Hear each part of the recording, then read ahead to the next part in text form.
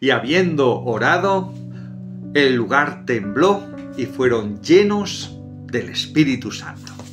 Bueno, la Escritura en este pasaje de Hechos 4:31 nos habla esa experiencia que tuvieron los primeros cristianos, aquellos que recibieron la fe en Jesús como el Hijo de Dios, como aquel que había resucitado y era el Salvador, y se enfrentaban a una de las primeras pruebas de oposición.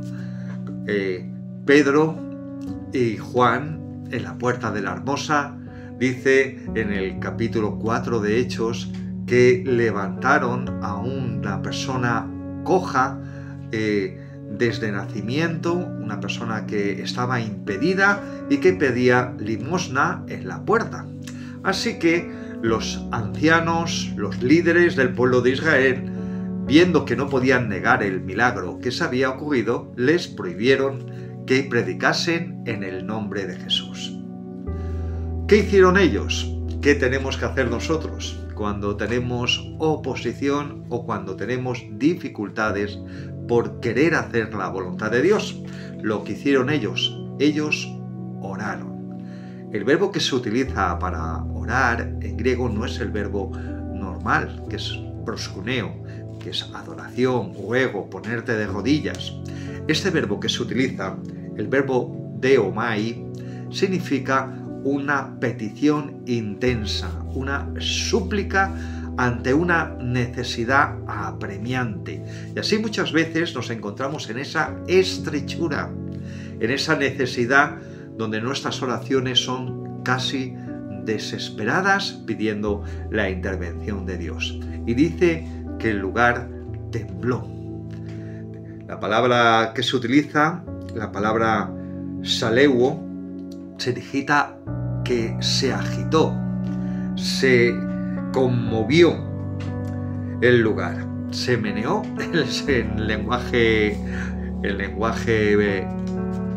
vulgar. Antes de que el mundo se conmueva por las cosas de Dios, nos tenemos que conmover nosotros.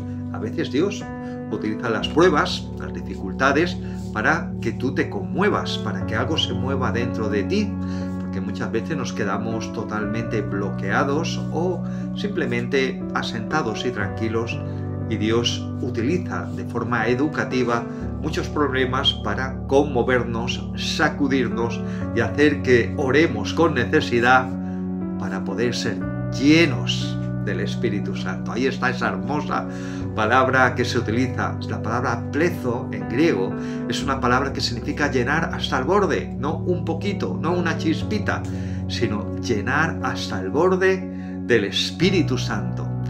También esa palabra tiene otras acepciones que se utiliza para amueblar, lo que significa que cuando el Espíritu Santo pone en orden nuestra vida y amuebla espiritualmente nuestra vida, pues Él puede habitar en plenitud dentro nuestro. También esa palabra se utiliza estar bajo la influencia de. El Espíritu Santo quiere tomar control de nuestra vida, que quiere ponernos bajo su influencia.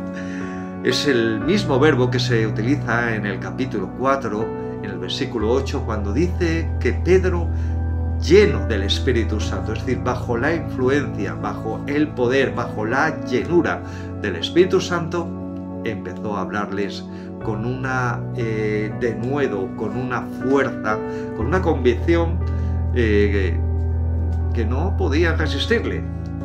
Qué hermoso, de verdad, el recibir de Dios esa presencia tan poderosa, esa llenura que te desborda y que hace, como al final se dice de ese capítulo, es necesario que escuchemos más a Dios que a los hombres. Cuando tú escuchas más a Dios que a los hombres, pues entonces esa llenura se va a derramar en ti.